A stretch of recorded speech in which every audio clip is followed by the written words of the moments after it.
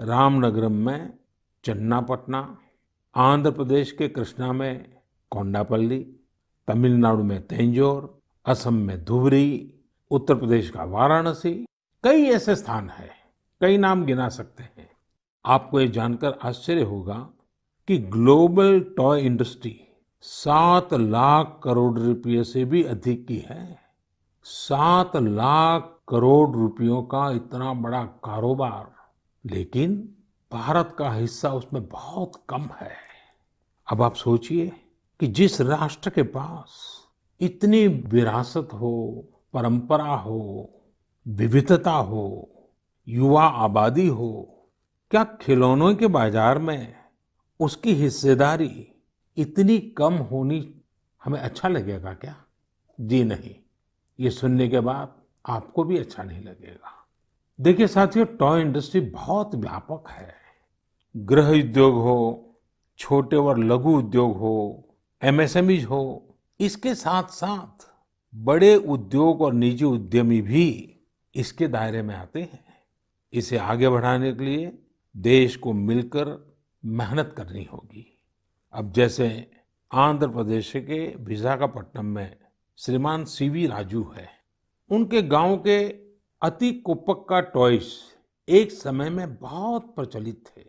इनकी खासियत ये थी कि खिलौने लकड़ी से बनते थे, और दूसरी बात ये कि इन खिलौनों में आपको कहीं कोई एंगल या कोण नहीं मिलता था।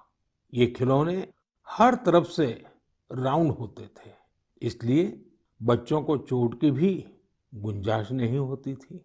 सीवी राजू ने एतिकोप्पका टॉयज के लिए अब अपने गांव के कारीगरों के साथ मिलकर एक तरह से नया मूवमेंट शुरू कर दिया है। बेहतरीन क्वालिटी के एतिकोप्पका टॉयज बनाकर सीवी राजू ने स्थानीय खिलौनों की खोई हुई गरिमा को वापस ला दिया है। खिलौनों के साथ हम 2 चीजें कर सकते हैं। अपने गौरवशाली अतीत को अपने जीवन में फिर से उतार सकते हैं और अपने स्वर्णिम भविष्य को भी संवार सकते हैं। मैं अपने स्टार्टअप मित्रों को, हमारे नए उद्यमियों से कहता हूँ, टीम अप फॉर टॉयज। आइए मिलकर खिलौने बनाएं। अब सभी के लिए लोकल खिलौनों के लिए वोकल होने का समय है। आइए हम अपने युवाओं के लिए कुछ नए प्रकार के अच्छी क्वालिटी वाले खिलौने बनाते हैं। खिलौना वो हो जिसकी मौजूदगी में बचपन खिले भी, खिलखिलाए भी। हम ऐसे खिलौने बनाएं जो पर्यावरण के भी अनुकूल हो।